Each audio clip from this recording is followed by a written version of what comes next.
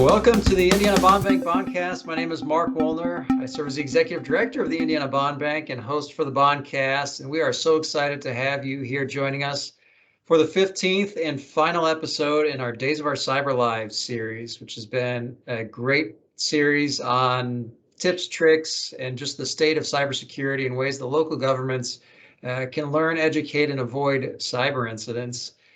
And if you had a chance to listen to our 14th episode previously with Tad Stahl at IN ISAC, some great resources there. If you've not, just click one back from wherever you found this podcast and pick up that conversation. It's a great listen.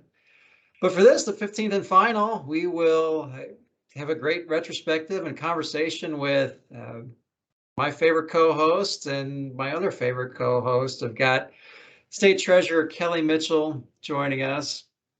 Kelly was really the brainchild behind helping us launch this series and getting momentum. And it's I'm really excited to hear her thoughts on it. And then Chetrice Mosley-Romero is the program director for the cybersecurity program at the state level, working across multiple state agencies, both very familiar voices and faces. So Kelly, Chetrice, welcome and thanks for helping us close this out.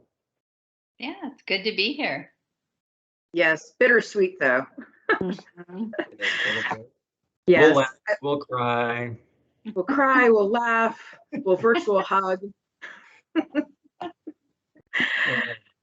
So yeah, I think this has been so amazing and a resource that I feel like I've definitely been very proud to push out and to tell people about and rave about and put at the bottom of my email and basically put it everywhere I can. So but I mean, I coming from my perspective, this is a win-win all the way around. I would be interested, Kelly. I mean, what are you when you kind of came up with this more than a year ago now, or just about a year ago when we really started it, but having those conversations more than a year ago?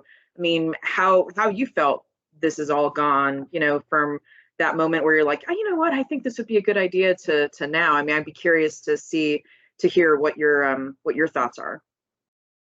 Well, I feel like a seasoned podcast veteran at this point. I had never done one before that I remember, and now we've done so many of them, and that's been really great, and just so appreciative of the support of both of you and all of our guests over this year.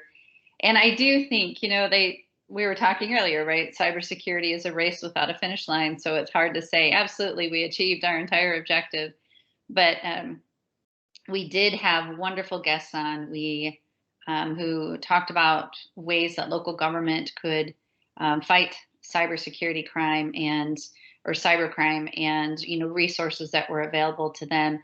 And really, the goal is to just keep this conversation always going. And the fact that all of these podcasts, Bondcasts, are going to be around for a while is helpful. That they can be a resource that can be referred back to again. And I hope people do, because we really have had great content over this year. So yeah, I would say that we've achieved our objective, and just hope that the conversation continues to percolate and broaden and deepen. And I'll have to say that one of my favorite things was, Chetrice, when you said this might have been our first one where you were just like, you wouldn't go in your house and not lock your doors, right? You're not going to keep your windows unlocked. You're going to take care of that. And I've never forgotten that, because I just think that's such a neat analogy for, how you take care of your cyber life as well. So there's been a lot of stuff. That one has really stuck with me, and I don't think it's leaving. So well, that makes me happy. Yeah. I usually just come up with those as I talk in a way of like helping me understand.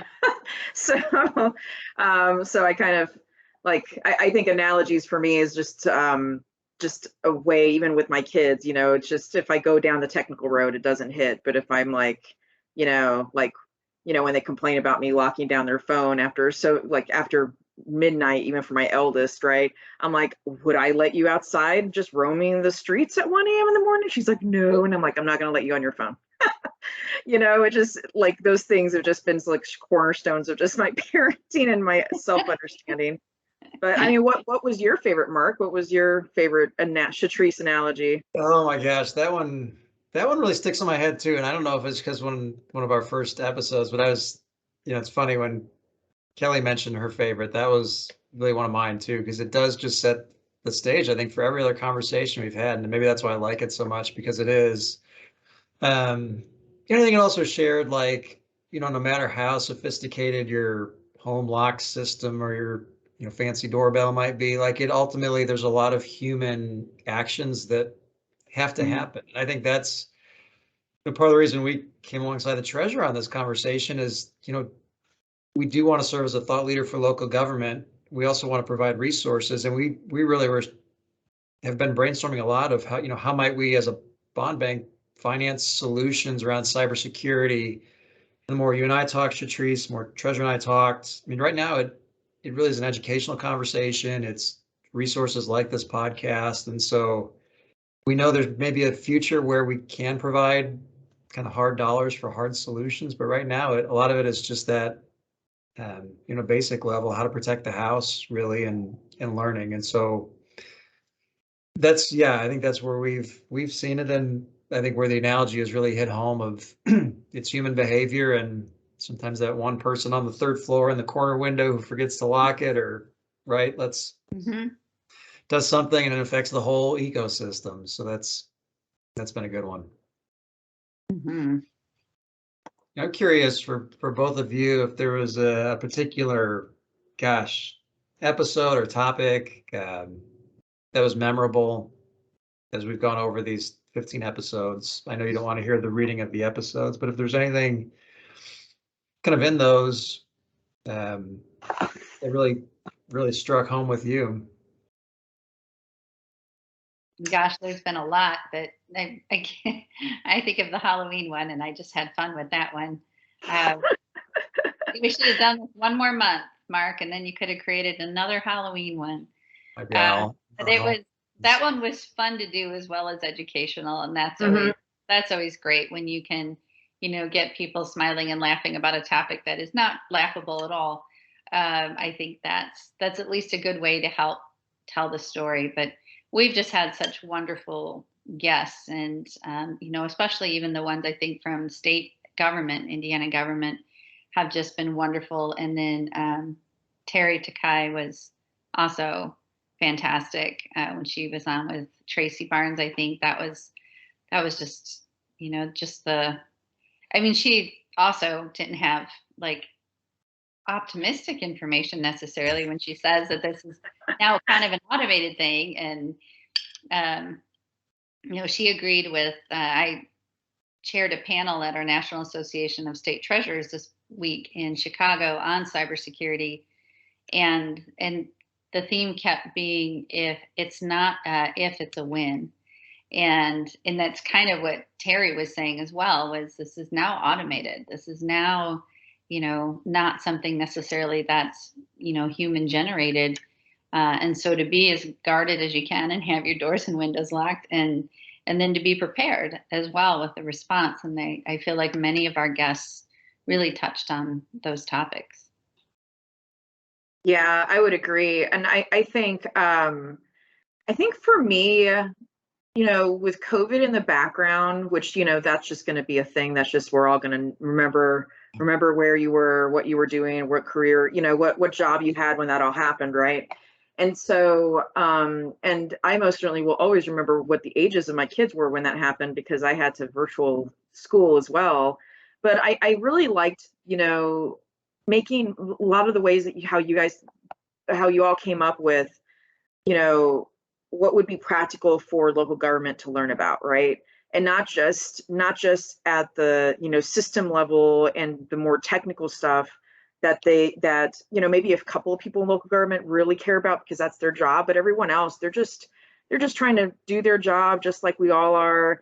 And to give them tips, whether it's like with the one that we did with Department of Education, or the one we did with Department of Revenue, just kind of like just understanding those other elements that makes our lives, right? And then how that all kind of ties back to what you do as an employee, what you do in serving your community, and how it can also affect and maybe even hurt your community if you're not making these small precautions, along the way, right? So I think kind of making cybersecurity, always my goal is demystifying it. It's not some big ones and zeros, big word. It sounds scary, but there is just so much we can do, little things that we can do that just makes a world of a difference. And it makes you less of a target, and makes your kids less of a target. And I feel like being able to convey that, not in some written 200-word piece, right, but to be able to do it with people who really care about who we're trying to talk to and reach. I think that was probably in general one of my favorite things. But I will say, I'm going to get all starstruck here. I will say, I don't typically get starstruck with political figures, or really a lot of things that I do in my job, because I'm just very mission focused typically, right? So like my job is working with a bunch of governors or things like that. People are like, oh my gosh. And I'm like, yeah, I know, we have to get this done. I'm not focused on, oh yeah, that's the governor, or yeah, that's like the amazing caliber of people I'm with. Oh, that's a treasurer. That's, Secretary of State or whatever. And so I would say one of my favorite selfish episodes was the women's episode that we did with Kelly and myself and Lieutenant Governor. And it's so crazy, because I really was just very like working to do well on that, because I was one of the ones where you turned it on me, right? And I wasn't co-hosting, I was actually part of the panel. And but to like, I think like that day at dinner we were talking with my kids, and we're like, well, what did you do today? And I'm like, oh, I did a podcast. And they just love the fact that I do podcasts, because I'm on iTunes, and what they say, I'm in Google. And that's all fun for kids when they're, still think I'm cool. I'm sure that'll leave at some point. But yeah, it was kind of weird when I heard myself say, yeah, I did this really awesome podcast with Lieutenant Governor and the state treasurer, and we talked about just being leaders in our industries, and as women. And my kids are like, even my husband was like, that's really, really awesome. And I just was like, you know what, that is awesome. How grateful am I to be surrounded as in a panel as equal to the two amazing women who like really have worked hard to like serve their communities. And I just thought that was like one of my geeky moments where I had like wow, I feel like a bit starstruck on that, like this after the fact, after we did it, and I knew we did good. But so I'm grateful for that. Your title and your work is as inspiring as well. I mean, what you do for Indiana is greatly appreciated, and I have just enjoyed doing these podcasts with you. Yeah, definitely. Along in the conversation for sure. It felt very natural to have the three of you there talking about the various ways you impact the state. So that was a really fun one. That was a lot of I feel like a lot of weight on me to get that right, because I wanted to make sure to give you all as much time to shine as I could and not screw it up. So absolutely. No script for that one. So what was one of your favorites, Mark? Good question. I enjoyed the fact that we were able to, I think about like the Oldsmar, Florida, the local unit that had the utility get hacked. I think about like the Colonial Pipeline, and the fact that we really quickly were able to get good guests like in those subject matters on fuel and utilities, respectively, for each of those, and put up a podcast like right away, like, okay, you're seeing this on the news, whatever, here's what this might mean. Again, here's why a utility matters to you in local government, or here's what a fuel pipeline thousands of miles away, what that means. And so I'm proud. I guess it speaks, I think, the Hoosier spirit that every guest we asked, I think, said yes, and sometimes on super short notice. Like some of these emergency breaking news ones were on very short notice, and we got people like that who just said, all right, let's just wing it and go, and ask me what you want to ask. We'll have a good conversation. So I'm really proud of those. Yeah, I'm super grateful for, a lot of the members that, stepped up in those times, and even just throughout this kind of craziness with, virtual and everything else is going on. A lot of them were members of the governor's executive council on cybersecurity. I mean, and they really are genuinely just there to want to help. And so, you know, providing them the ability to be a subject matter expert and help why they're even there, right? How to help local government, how to help the small utilities who can't, you know, who can't afford a cyber, you know, officer or a security officer or even a CIO, right? An information officer. Like it is quite amazing the caliber of people that serve on the council, and we're all very excited when we told them like, hey, we're going to be doing this, and they're like, hey, if you need it, let me know. And they absolutely, you're right, not one person said no. Everybody made time, and the people's schedules as busy as ours, right? Like they're booked out weeks in advance and they move things around. And I thought it was quite amazing to just have, and everybody was just genuinely happy to be on the podcast, right? And a lot of them, much like me and much like Kelly, like it's the first time they've ever really done it. So I used, you know, many times I'm like, okay, it's okay, just gotta relax. And they're used to scripts, and they're like, you know, I'm like, it really is, we joke, it's cool. And afterwards they're like, wow, that was fun. And I'm like, that's great. Like, I love the fact that they had fun too. And you know, perhaps from this, you know, 5 years down the road, we'll see some spin-off podcasts come from this, you know, jump off point, because people got excited about, I can just go on there and just talk directly to people. It's fantastic. So yeah, I'm definitely a fan of podcasts now, but I'm definitely a fan of another way of communicating with people. So. And I'm thrilled we did this for our National Association of State Treasurers as well. And so that other treasurers in other states could see how they could be part of the conversation in their own states and help, you know, point local government units to resources, and even just the importance of this conversation. You know, it's not something that's obviously going away, right? I tell people financial education is, you know, it's a cradle to grave education, because there's always something else you're learning. And I think cybersecurity and these related issues are always going to be evolving and changing and keeping up. And, you know, we're learning more about multi-factor authentication, and the importance of that is one way to do it. But then there's other things that are coming as well that are even going to be more effective. And so staying on top of as much as we can the conversation with this is just something that obviously doesn't end when we sign off today. I think that's one of the things, one of the lessons I'll take away from you specifically, Kelly, and I'd be curious of both your perspectives, like a lesson. I think what I learned beyond the cyber tips and tricks was just the willingness to acknowledge that we all have a platform, and the willingness to use the platform, maybe to speak on topics we're not even super well versed in or comfortable on, but knowing that maybe our audience or our customers or our professionals or those folks in our orbit who we touch, the issue does impact them. And I mean, Chetrice and our guest all did great. I don't think Kelly or I ever felt like we had to, you know, carry the load on the substantive conversation. We're sharp and we can ask hopefully good questions and draw the knowledge out. But, you know, that's one thing, Kelly, just, you know, knowing we can supplement, we don't have to be we didn't step in and say, hey, move over, Chetrice, we're coming in to be cyber expert people. Like, how can we help?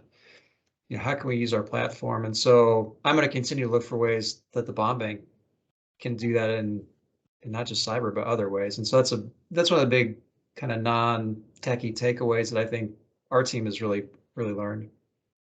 Yeah, I would agree. I mean, I think from my perspective, what I've learned from the podcast, you know, granted, I've come in with like, you know, the amazing people from the council and other amazing guests, but I do love the fact that you both are very humble in the sense of knowing what you don't know and asking about it and being vulnerable to kind of ask, you know, what it means and oh, I didn't know that. And I think for me, I've learned a lot from a perspective of like, you know, Kelly, you were a commissioner, you work directly in local government. You know, I've worked with local government, but I've never been in local government. And I think those are two totally different things, as much as people like to think it's the same and oversimplify it when it really is much more complicated. And same thing with you, Mark, right? Like you work at you know, you work with local governments. The Indiana Bond Bank is very intertwined in them from a financial perspective and services perspective. And I don't get to have that.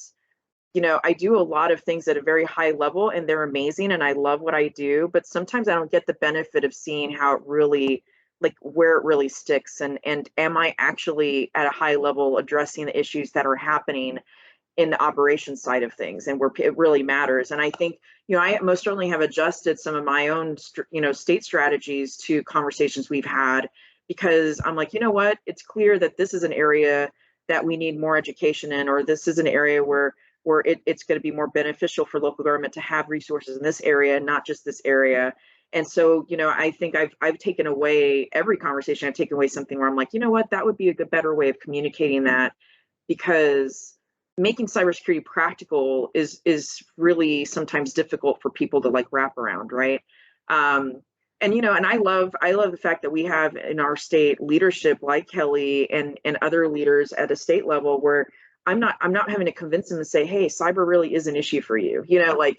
I know that your main job is money, or your main job is these elements, right? But everything touches this backbone that if this fails, all of that fails. And that's never been, I was always so excited that, actually I think it was your chief of staff several years ago that came to me and they're like, hey, so our treasurer like is super interested in cybersecurity, because I think you did Army college and you've always had a understanding that's important, but once you went there, you're like, holy crap, we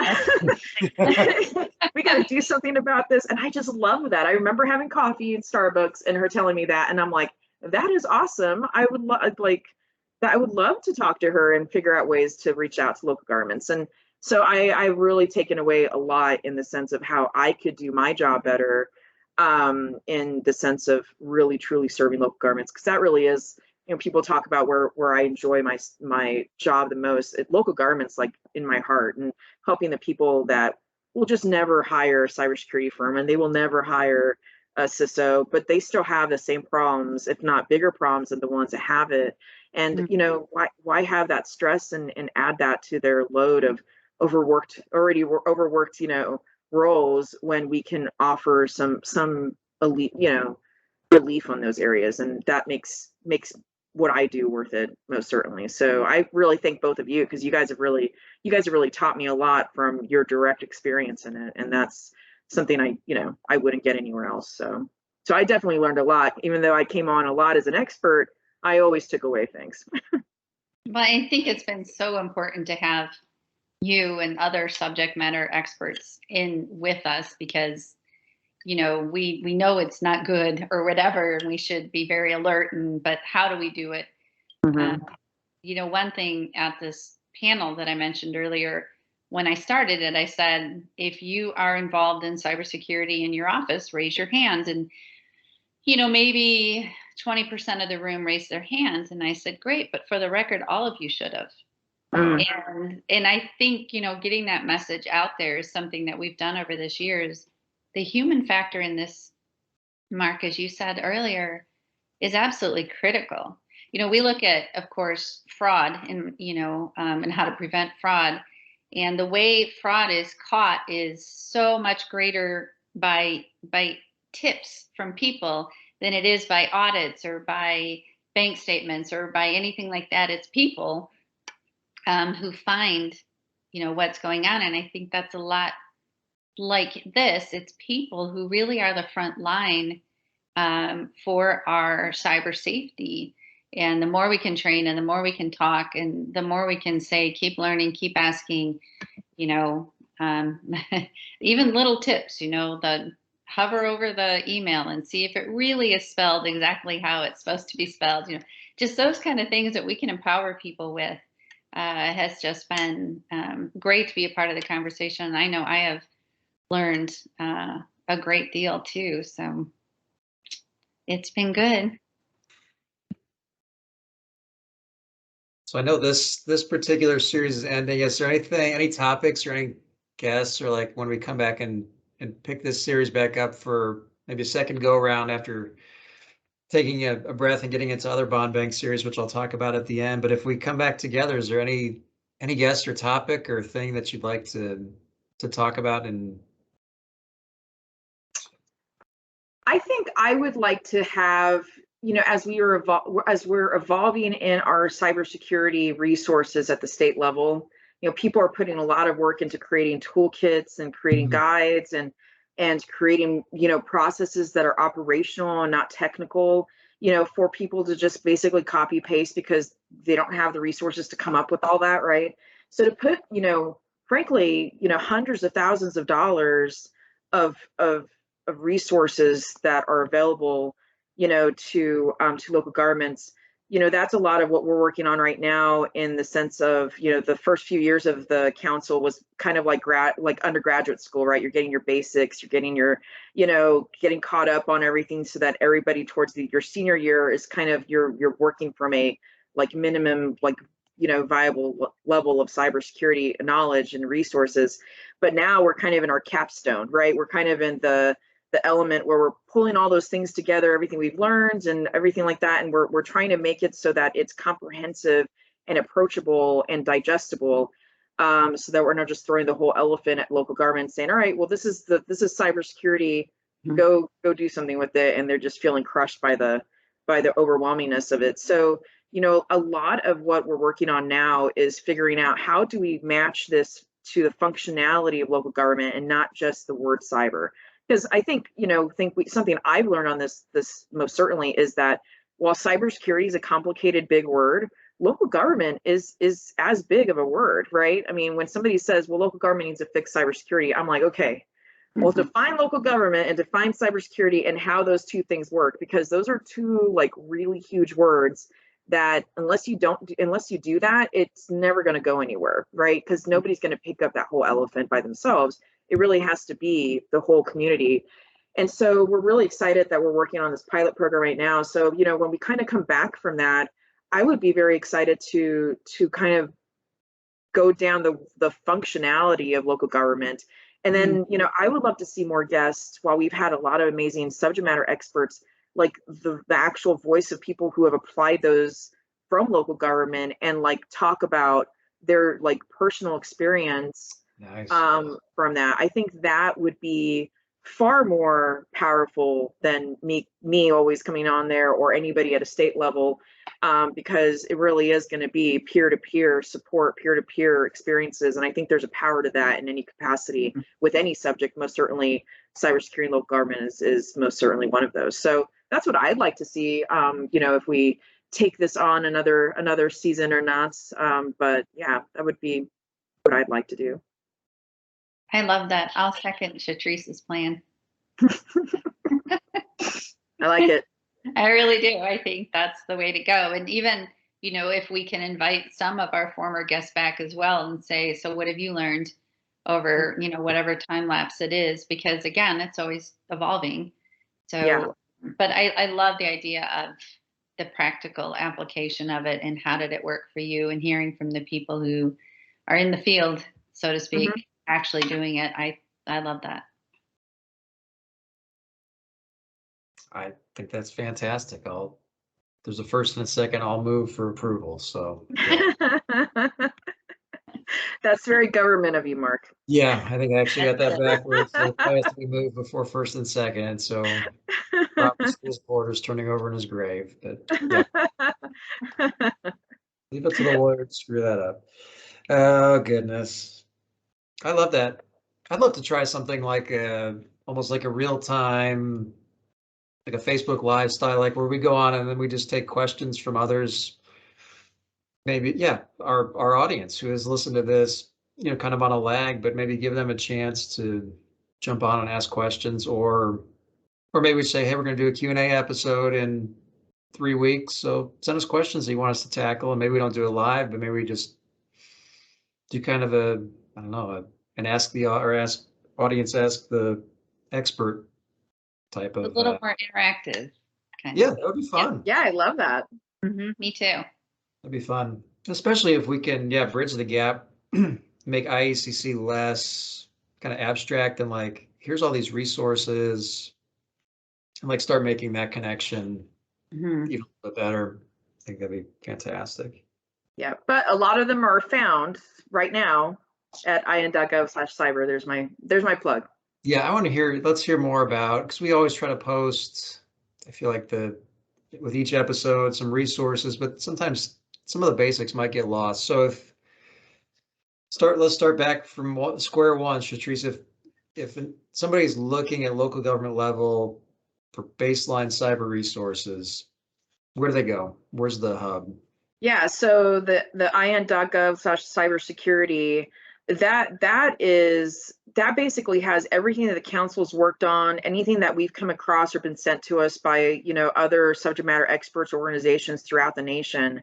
And we put it in a place, and you literally go on the main page and you can select what you need to do by function at the top. So if you're dealing with a cyber incident and you need help, we have a report of cyber incident, and it goes through the reporting requirements for the state now, but as importantly, what should you do if you're just frozen? You're like, what do I do? So it gives you the direct contact information for the FBI, for the state police. It gives you considerations to remember, like, hey, remember, if you're regulated, you probably should make sure if they're required, you report, because sometimes people just they're so overwhelmed by their computers not working, right? So it kind of walks through people through that process. Again, anything to alleviate some of that pain going through that, because most certainly, to Kelly's point, it's not if, it's when, and a lot of our local governments have already gone through it, right? So we are being affected, most certainly in Indiana.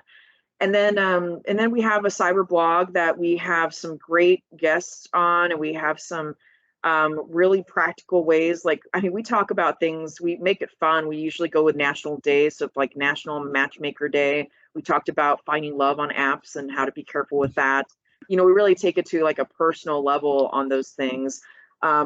Obviously, as a chocoholic, the National Chocolate Day, I did an article on that, because how you see now, don't you want to know how cybersecurity connects to chocolate, right? I do. Yes. Also, want chocolate now. Thank you. Yes, I know. Now I do want chocolate too.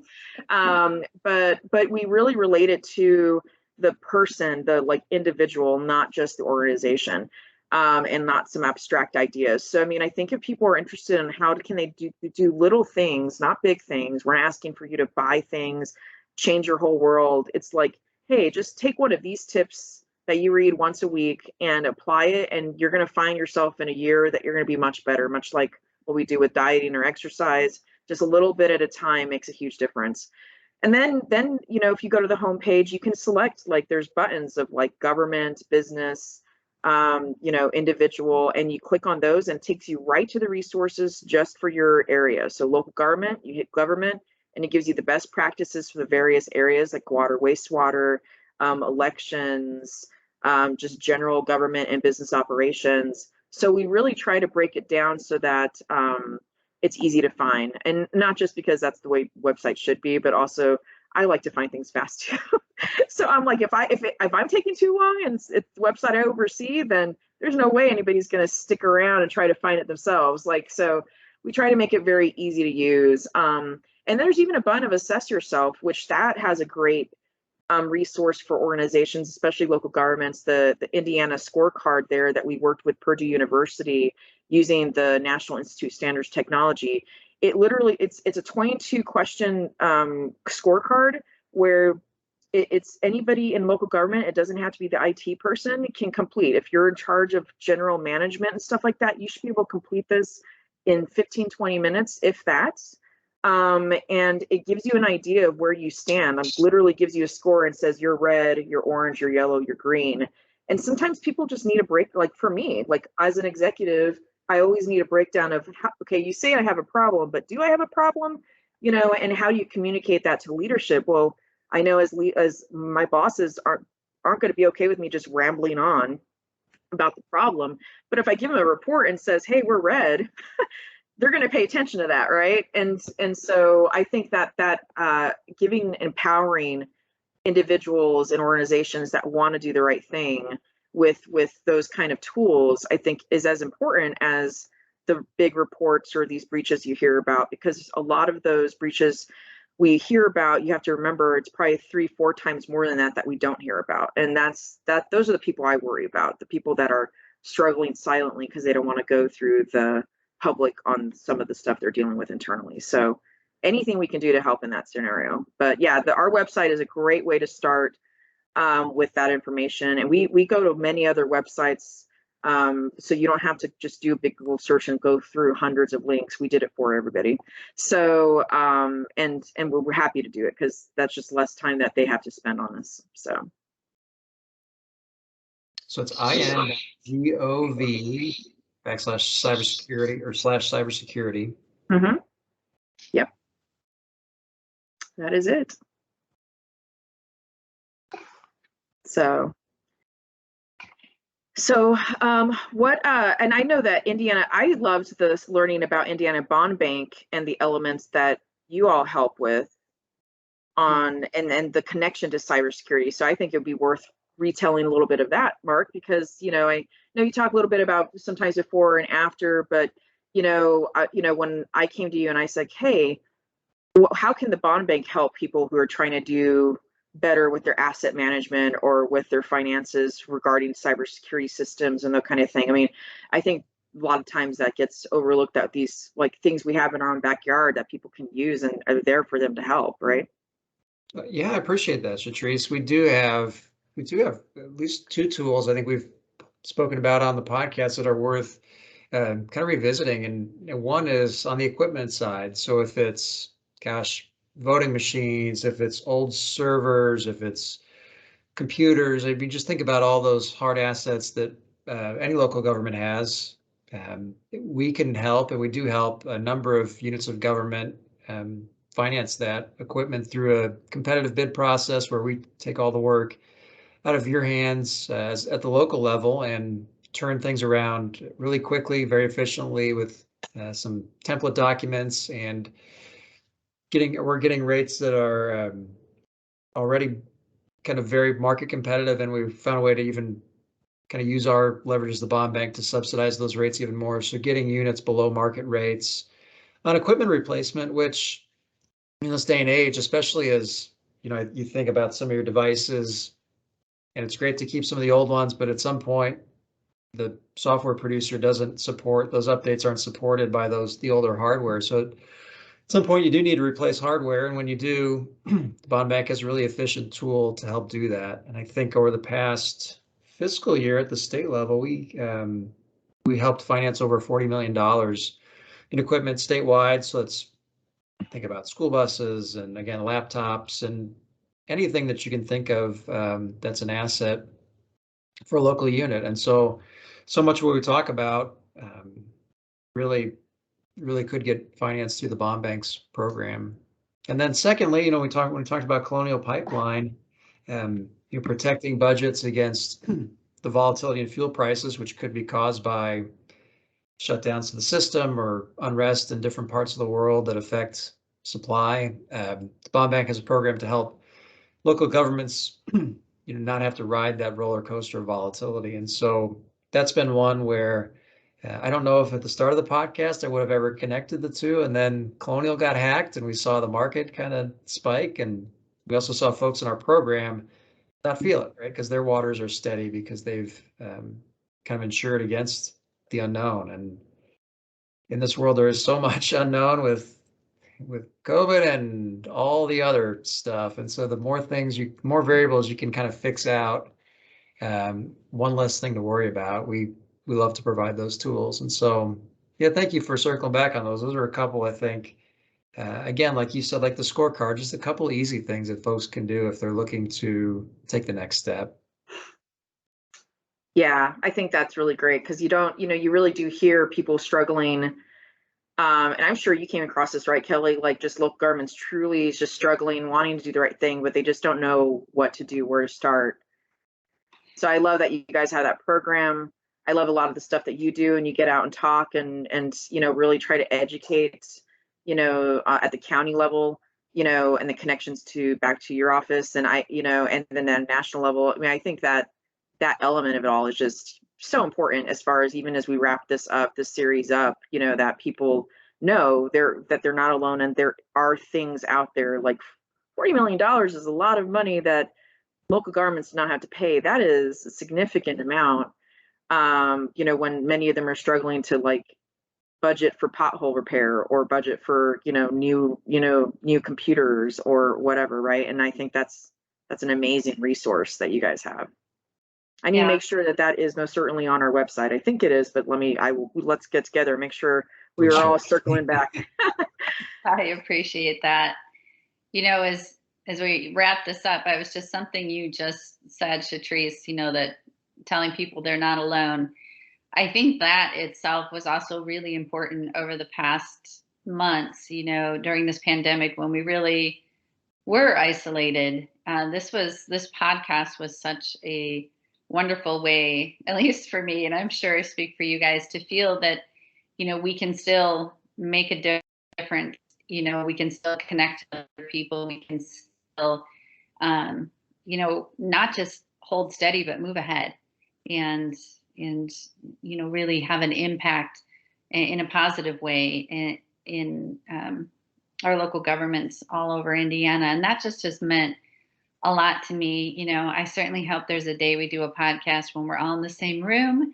That would be lovely. That would be.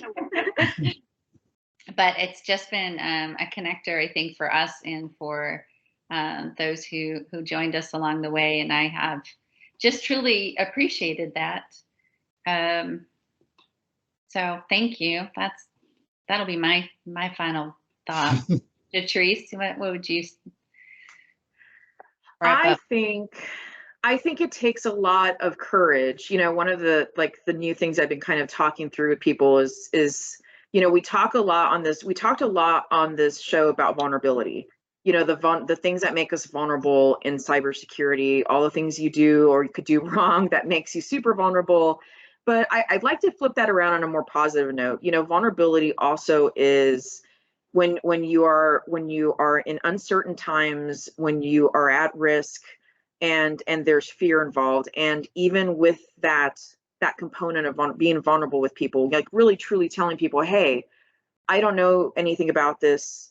That's being vulnerable, right? Like a lot of us come across as people that are like, yeah, it's, yeah, I know enough. And you're like, but you don't.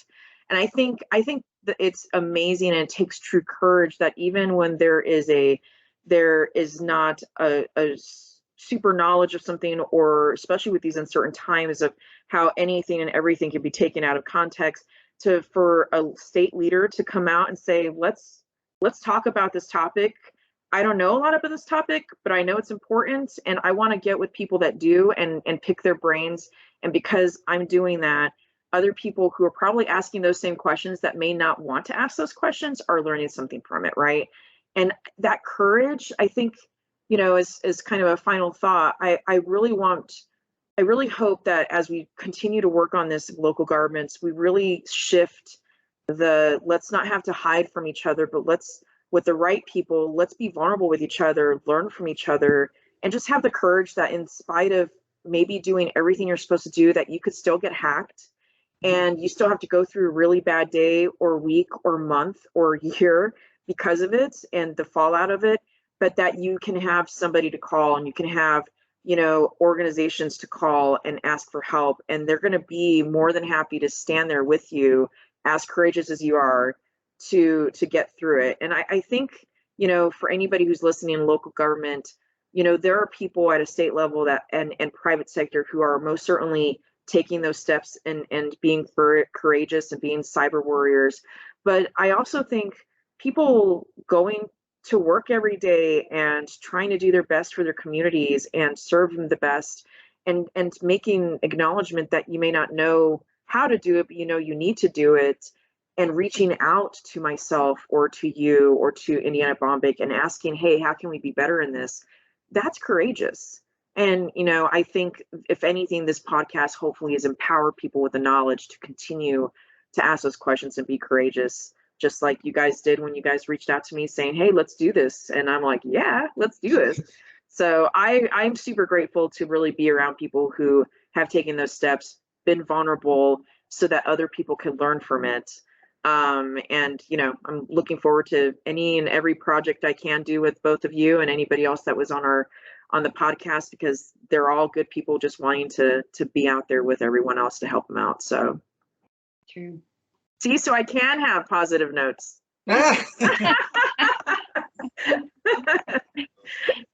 Quick, Mark, wrap it up while we're on. Okay, Right. to wrap it up. I guess I would start with just a sincere thank you, Treasurer, for having the vision and seeing the possibility here. And like you said, we didn't wait. We could have said, okay, let's wait until things settle, or we can get together and do a real podcast. And it's we didn't. You don't wait for perfect and to start getting things done. So that I want to thank you, Treasurer, for that. At Chetrice, thank you. Without you and your really your influence on the council and just your ability to have the connections and bring guests who immediately said yes was huge. It really gave us the content to have the conversation 15 times over the last 12 months, which has been fantastic. And I also want to thank from your team, Chetrice, David and your intern, Zach, really, I think helped craft the conversations, helped make us better, or certainly hopefully everyone who's listening felt like we got a little bit better each episode, but Yes. we did. And I've got to thank Brian from our team who does all the production.